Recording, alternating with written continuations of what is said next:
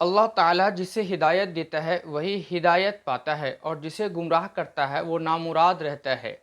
حضرت موسیٰ علیہ السلام نے فرعون سے کہا کہ میں دو جہانوں کے مالک کی طرف سے رسول بنا کر بھیجا گیا ہوں۔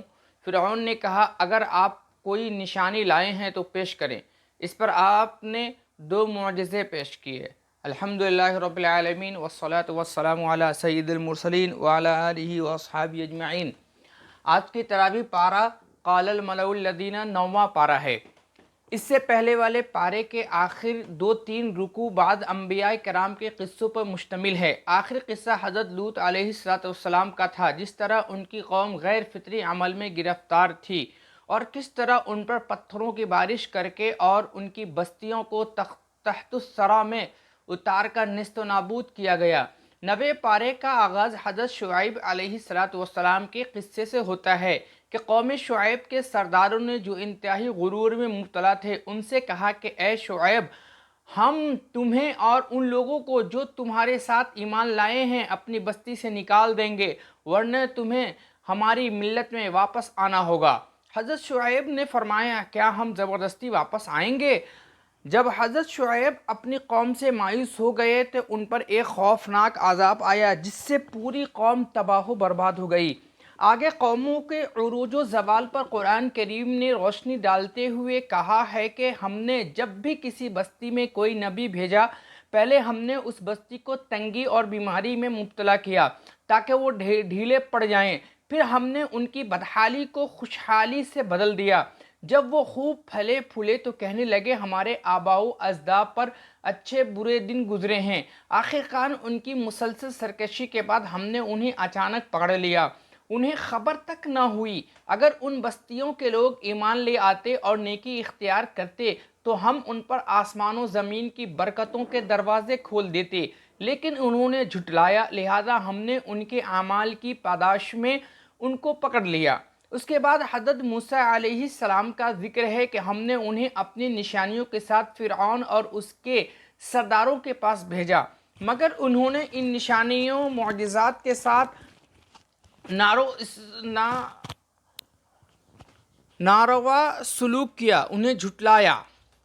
آپ دیکھ لیجئے ایسے مفسدہ پردازوں کا کیا انجام ہوا۔ اس کے بعد 13ویں رکوع تک یہی قصہ ہے۔ قصہ بڑا طویل ہے، مختصر بیان کیا جاتا ہے کہ حضرت موسیٰ علیہ السلام نے فرعون سے کہا میں دو جہاں کے مالک کی طرف رسول بنا کر بھیجا گیا ہوں۔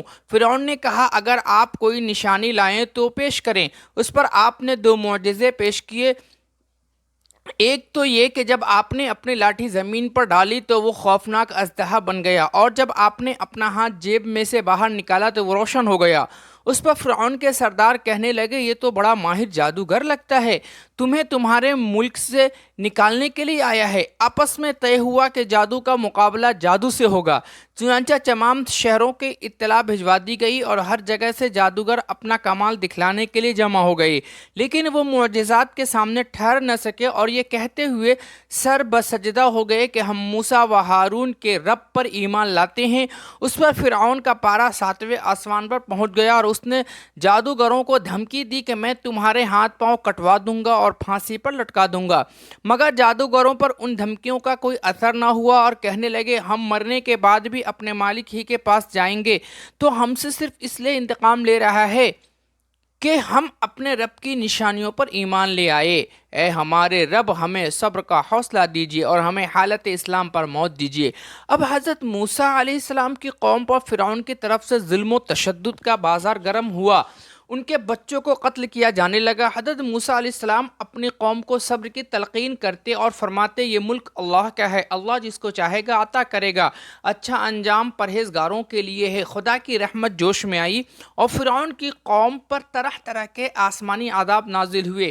کبھی یہ قوم قحط سالی کا شکار ہوئی، ان پر طوفان بھیجا گیا، ٹڈی دل چھوڑا گیا، سرسری پھیلائی گئی، میڈک نکالے گئے اور خون برسایا گیا، مگر ان پر ذرا بھی اثر نہ ہوا۔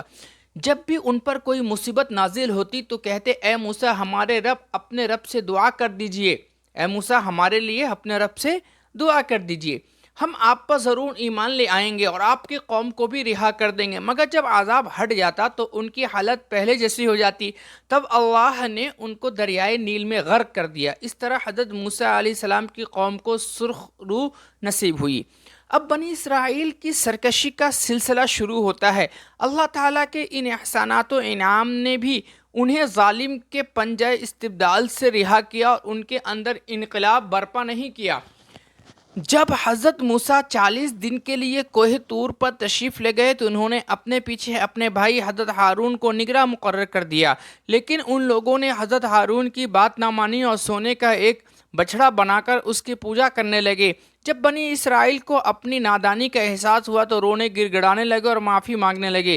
اسی قصے کے دوران قوم یہود کو سرکار دو عالم صلی اللہ علیہ وسلم کی اتباع کی دعوت بھی دی گئی کہ میری رحمت ان لوگوں کے لیے ہے جو نبی کا اتباع کرتے ہیں، جن کا ذکر وہ اپنی کتاب تورات اور انجیل میں بھی پاتے ہیں، اور وہ محمد صلی اللہ علیہ وسلم ایسے ہیں جو انہیں نیکی کا حکم دیتے ہیں اور برائی سے روکتے ہیں، پاکیزہ چیزوں کو حلال اور ناپاک چیزوں کو حرام کرتے ہیں، اور ان لوگوں کے اوپر ظلم و ستم کا بوجھ اتارتے ہیں جو ان پر لدا ہوا تھا، اور وہ بندشیں کھولتے ہیں جن میں وہ جکڑے ہوئے تھے۔ لہذا جو لوگ ان پر ایمان لائیں گے یا ان کی حمایت و نصرت کریں گے اور ان کے نور کا اتباع کریں گے جو ان کے ساتھ نازل کیا گیا ہے، تو وہی پانے والے ہوں گے، وہی فلاح پانے والے، کامیاب والے ہوں گے۔ اسی ضمنی ہدایت کے بعد پھر بنی اسرائیل کا قصہ بیان کیا گیا کہ ان پر اللہ نے کتنے انعامات کیے اور وہ ہر مرتبہ ایک تازہ سرکشی اور گمراہی میں مبتلا ہو گئے۔ ان پر منہ و سلویٰ تک نازل کیا گیا، انہیں زیتون کا وارث بنایا گیا، لیکن نہ انہیں سدھرنا تھا اور نہ سدھرے، اسی طرح گمراہیوں میں پڑے رہے۔ اس قصے کا اختتام ان آیت پر ہوتا ہے کہ بڑی ہی بری مثال ہے ان لوگوں کی جنہوں نے ہماری آیت کو جھٹلایا، وہ اپنا ہی نقصان کرتے ہیں۔ اللہ تعالیٰ جسے ہدایت دیتا ہے وہی ہدایت پاتا ہے، اور جسے گمراہ کرتا ہے وہ نامراد ہوتا ہے۔ اور یہ حقیقت ہے کہ بہت سے جنوں انسان ایسے ہیں جن کو ہم نے جہنم کے لیے پیدا کیا، اور ان کے پاس دل ہے مگر ان سے سوچتے نہیں، ان کے پاس آنکھیں ہیں مگر ان سے دیکھتے نہیں، ان کے پاس کان ہیں مگر ان سے سنتے نہیں۔ یہ لوگ چوپاؤں کی طرح ہیں بلکہ ان سے بھی زیادہ گئے گزرے ہیں۔ کچھ آگے چل کر فرمایا کہ یہ لوگ آپ سے پوچھتے ہیں کہ آخر قیامت کی گھڑی کب آئے گی؟ آپ فرما دیجئے کہ اس کا علم میرے رب کے پاس ہے، اسے وہ اپنے وقت میں ہی ظاہر فرمائیں گے۔ آسمان اور زمین میں وہ بڑا سخت وقت ہوگا، یہ وقت تم پر اچانک آئے گا۔ یہ لوگ آپ سے اس طرح سوال کرتے ہیں گویا آپ اس وقت کی تحقیق کر چکے ہیں۔ آپ کہہ دیجئے قیامت کا علم اللہ کے پاس ہے، لیکن اکثر لوگ اس بات سے واقف نہیں ہیں۔ آپ یہ بھی کہہ دیجئے میں خود اپنی ذات کے لیے کسی نفع نقصان کا اختیار نہیں رکھتا مگر جو کچھ اللہ چاہتا ہے۔ اگر میں غیب کی باتیں جانتا تو بہت سے فائدے اپنے لیے حاصل کر لیتا اور مجھے کوئی نقصان ہی نہ پہنچتا۔ میں تو ان لوگوں کو صرف ڈرانے والا اور خوشخبری دینے والا رسول ہوں جو ایمان والے ہیں۔ اس کے بعد مشرکین کے کفر و عناد کا ذکر ہے کہ جب آپ انہیں ہدایت کی طرف بلاتے ہیں تو وہ آپ کی اتباع نہیں کرتے، تم انہیں پکارو یا خاموش رہو، دونوں حالتوں میں یکساں ہیں۔ اس کے بعد سرکار دو عالم صلی اللہ علیہ وسلم کو نصیحت فرمائی گئی کہ آپ درگزر کرنے کی عادت رکھیے، نیکی کا حکم کرتے رہیے اور جاہلوں سے اعراض کیجیے۔ چند آیت کے بعد قرآن کریم تلاوت کے وقت خاموش رہنے کا حکم دیا گیا کہ جب تمہارے سامنے قرآن کریم کی تلاوت کی جائے تو توجہ سے سنو اور خاموش رہو، شاید تم پر بھی رحمت ہو جائے۔ سورہ اعراف اسی مضمون پر ختم ہوئی۔ اب سورہ انفال کا آغاز ہے۔ گزشتہ سورت میں زیادہ تر مشرکین کے اور کسی قدر اہل کتاب کے کفر و عناد کا ذکر تھا۔ اس سورت میں غزوہ بدر کے حوالے سے ان واقعات کا ذکر ہے جو مشرکین کے حق میں ذلت و نکبت کا باعث بنے، کیونکہ اس صورت میں جنگوں کا بیان ہے اور جنگوں میں اموال غنیمت لگتے ہیں، اسی لیے سورت کا نام بھی انفال رکھا گیا جس کے معنی ہے اموال غنیمت، مال غنیمت۔ اور پہلی آیت مال غنیمت کے متعلق ہے۔ آپ سے لوگ غنیمتوں کا حکم دریافت کرتے ہیں، آپ فرما دیجئے کہ غنیمتیں اللہ اور رسول کی ہیں، وہ جس طرح چاہیں گے تقسیم کریں گے۔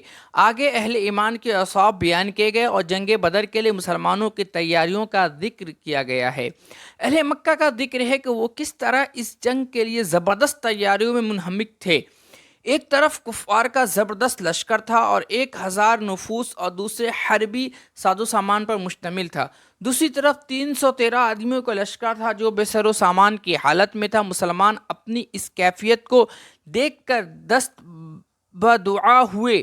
اس پر یہ آیت نازل ہوئی کہ وہ موقع یاد کرو جب تم اپنے رب سے فریاد کر رہے تھے تو اللہ تعالیٰ نے تمہاری فریاد سن لی کہ میں تمہاری مدد کے لیے 1000 فرشتے بھیج رہا ہوں۔ اس کے بعد جنگ بدر کے معرکہ کا بیان ہے، کس طرح 313 مسلمان کفار کی فوجوں سے ٹکرائے اور خدا کی مدد کے سہارے فتح سے ہمکنار ہوئے۔